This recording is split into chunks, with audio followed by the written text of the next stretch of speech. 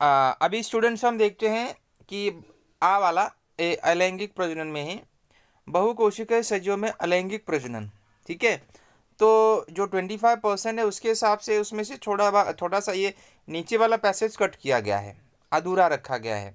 यानी कि पहले कुछ जानकारी बताई गई, उसके बाद में उसका क्या होगा कुछ बताया ही नहीं, वहाँ पे कट किया गया है सिलेबस में, ठीक है। लेकिन हम पढ़ लेते हैं क्योंकि वो ऊपर आधा दिया हुआ है, नीचे आधा दिया तो कुछ समझेगा नहीं, ठीक है। और कट किया गया तो बिना मतलब का वहाँ पे कट किया गया है।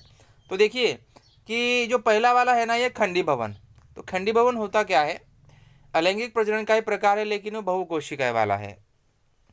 यह अलैंगिक प्रजनन की पद्धति देखिए बहुकोशीय सजीव में पाई जाती है। इस पद्धति में जनक सजीव के शरीर का अनेक छोटे छोटे खंडों में विभाजन होकर प्रत्येक नया खंड नया सजीव के रूप में जीवन जगने लगता है। जैसे कि देखिए शैवाल, स्पायरोगैरा, साइकॉन जैसे स्पंज प्रकार के सजीवों में इस पद्धति से प्रजनन होता है।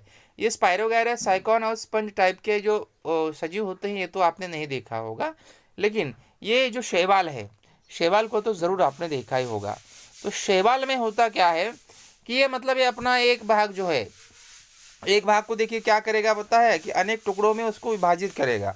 तो अनेक टुकड़ों में विभाजित करेगा तो देखिए यहाँ पे एक स्पायरोगैरा से दो टुकड़े का वहाँ पे निर्माण हुआ है, तो इस दो टुकड़े से फिर और टुकड़े का निर्माण हो सकता है। ऐसे धीरे धीरे करके क्या हो जाता है कि अपने शरीर के टुकड़े मतलब जो अंग होते हैं ना, तो छोटे छोटे खंडों में विभाजित उसको कर देता है। तो ये प्रक्रिया है, और उसके बाद में जो है क्या होता है वहाँ पे कि दूसरे फिर और अन्य सजीव का निर्माण होता है। तो ये इसे खंडी भवन कहेंगे। लेकिन खंडी भवन होता कैसे, उसके लिए कुछ ना कुछ चाहिए होगा ना। तो देखिए उसके हिसाब से बताया गया है कि स्पायरोगैरा को जब पर्याप्त मात्रा में पानी तथा पोषक तत्व मिलते हैं तब उसके तंतुओं की वृद्धि तीव्र गति से होकर वह तंतु छोटे छोटे खंडों में खंडीभूत होते हैं। यानी वहाँ पे देखिए जब उसको पर्याप्त पानी और पोषक पदार्थ मिलेगा तब जाके ये अपने मतलब शरीर के भागों को धीरे धीरे क्या करता है, विभाजित करने लगता है। और उसी की वजह से जो है वहाँ पे एक दूसरे नए नवजात स्पायरोगैरा का वहाँ पे निर्माण होने लगता है।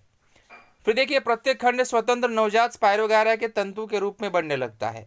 और साइकॉन के शरीर के अगर किसी घटना में छोटे छोटे टुकड़े हो गए हों तो प्रत्येक टुकड़े से नए साइकॉन का निर्माण वहाँ पे होता रहता है। तो साइकॉन का भी देखियो वैसे ही है। तो साइकॉन को अगर हम मतलब छोटे छोटे टुकड़े अगर उसके हो गए हैं तो उसी साइकॉन से देखिए क्या हो जाता है कि आगे नए सजीव का कोशिका का निर्माण वहाँ पे होकर एक नए नवजात कोशिका का निर्माण वहाँ पे हो सकता है। तो ये प्रक्रिया जो है वहाँ पे चलती रहती है। तो इसे हम क्या कहेंगे, खंडीभवन। खंडीभवन मतलब उतना ध्यान में रखना है कि अपने शरीर का अनेक छोटे छोटे खंड विभाजन करके एक नवजात सजीव का निर्माण करने की प्रक्रिया, ठीक है। कब होगा ये, जब उसको पर्याप्त मात्रा में पानी तथा पोषक पदार्थ मिलेगा तब जाके ये प्रक्रिया क्या हो सकती है, पूरी हो सकती है, अन्यथा ये इनकम्प्लीट ही रहेगा, ठीक है। उसके बाद में देखिए है पुनर्जनन। अभी देखिए पुनर्जनन बताया गया है, पुनर्जन्म नहीं, ध्यान में रखिए इस बात को आप लोग, पुनर्जनन है। देखिए आपको पता ही होगा कि प्रतिकूल परिस्थिति में छिपकली अपने पूंछ को काट देती है। देखिए कभी आप छिपकली को मारने की कोशिश किए हो तो देखिए क्या हो जाता है, जब हम उसके मारते हैं ना तो ऑटोमेटिकली क्या हो जाता है पता है, उसकी पूंछ जो हो खुद काट देती है। हमको लगता है कि वो मर गई है, लेकिन कुछ दिनों के बाद अगर हम देखेंगे तो वही वाली छिपकली हमारे घर में इधर उधर घूमती रहती है। उसके बाद में उसकी पूंछ भी आती है, लेकिन हमें पता नहीं चलता है कि ये नई वाली है कि जूनी वाली है। मतलब हमको लगता है कि ये वही नई वाली है, ठीक है। तो ऐसा कुछ होता है। तो ऐसा एक गुणधर्म होता है कि अपनी पूंछ को वो काट देती है, ठीक है। तो ये सब घटनाएं वहाँ पे होती रहती है। तो कुछ समयावधि के बाद कटा हुआ पूंछ का हिस्सा पुनर्जनित किया जा सकता है। तो जो कटा हुआ पूंछ का जो हिस्सा होता है ना, फिर से क्या हो जाता है कि वो नए रूप से निर्माण होने लगता है।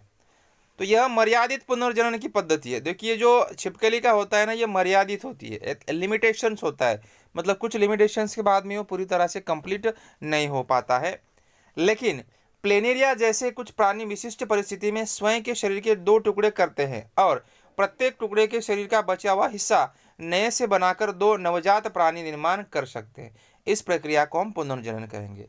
छिपकली के बारे में जैसे बताया गया है कि वो लिमिटेड है, एक मर्यादित होता है। तो उसके बाद में प्लेनेरिया, अगर प्राणी की बात करेंगे तो प्लेनेरिया में होता क्या है कि अपने शरीर के स्वयं के वो दो टुकड़े कर देता है, और दो टुकड़े करने के बाद में उसी दो टुकड़े से दो नवजात कोशिकाओं का निर्माण करेगा, और उसी दो नवजात कोशिकाओं से दो नए सजीव का निर्माण हो सकता है। तो उसे जो है देखिए हम क्या कहेंगे, पुनर्जनन। अगर ये प्लानेरिया को लेके के अब काटते हैं, 2 हिस्से कर देते हैं, तो भी वो नहीं मरता है, तो उसके बाद में उसके नए कोशिकाओं का, नए सजीव का निर्माण वहाँ पे होता है। तो इस तरह की प्रक्रिया जो है वो पुनर्जनन की प्रक्रिया होती है। फिर उसके बाद में देखिए मुकुलन। मुकुलन देखिए, मुकुलन अगर हम देखेंगे तो मुकुलन देखिए, जैसे आपने गुलाब के पौधे के ऊपर देखा होगा, गुलाब का पौधा जब लगाया जाता है तो लकड़ी के ऊपर देखिए छोटा सा अंकुर फूटता है, ठीक है। अब ये देखने से आपको लग रहा है कि ये वनस्पति है, नहीं, ये वनस्पति नहीं है, बल्कि ये सजीव है, एक प्राणी का प्रकार है, वनस्पति नहीं है, क्योंकि देखने से लग रहा है कि पौधा दिख रहा है नहीं। तो ये हाइड्रा है, ठीक है, ठीक है। हाइड्रा की पूर्ण वृद्धि होने पर तथा पूर्ण पोषण मिलने पर उसके शरीर की भित्ति पर एक विशेष स्थान पर पुनर्जनन की कोशिका विभाजन से एक उभार तैयार होता है। उभार मतलब एक अंकुर के जैसा। देखिए यहाँ पे ये दिखाई दे रहा है ना, ये वाला देखिए अंकुर, मतलब जिसको हम वैज्ञानिक भाषा में मुकुल कहेंगे। तो उसकी धीरे धीरे वृद्धि होती है और उसका रूपांतरण छोटे हाइड्रा में होता है। तो उसका रूपांतर देखिए, ये हाइड्रा है, फिर बाद में आकार बन रहा है, फिर उसमें देखिए बड़ा वाला जो है, ये जो आपको दिखाई दे रहा है, ये नवजात हाइड्रा। नवजात हाइड्रा का देखिए शरीर स्तर एवं पाचन गुहा यह जनक हाइड्रा के शरीर से स्तर से पाचन से जुड़ा रहता है। तो जो नया ये जो हाइड्रा बनने वाला है ना, तो ये अपने जनक से ही जुड़ा रहेगा ना, किसी और से तो नहीं। तो जो भी उसको पोषक पदार्थ, भोजन, पानी, खाना पीना जो भी मिलेगा, उसको अपने जनक से ही मिलेगा। नवजात हाइड्रा का पोषण जनक हाइड्रा द्वारा ही होता है। जब नवजात हाइड्रा की वृद्धि इतनी हो जाती है कि वह स्वयं का अस्तित्व बनाने में समर्थ हो जाता है, तो वह जनक हाइड्रा से अलग हो जाता है और स्वतंत्र अपना जीवन यापन करने लगता है। तो ये जब तक मतलब वो खुद का उसका वृद्धि विकास नहीं हो जाता है, तब तक अपने हाइड्रा से मतलब अपने जनक से ही वो जुड़ा रहता है। लेकिन उसके बाद में जब पूरी तरह से उसका वृद्धि विकास हो जाता है, तो अपने नवजात हाइड्रा मतलब अपने जनक हाइड्रा से ये नवजात हाइड्रा पूरी तरह से क्या होगा, अलग हो जाएगा और एक अपना स्वतंत्र अस्तित्व वहाँ पे क्या करेगा, बिताएगा। फिर उसके बाद में देखिए स्टूडेंट्स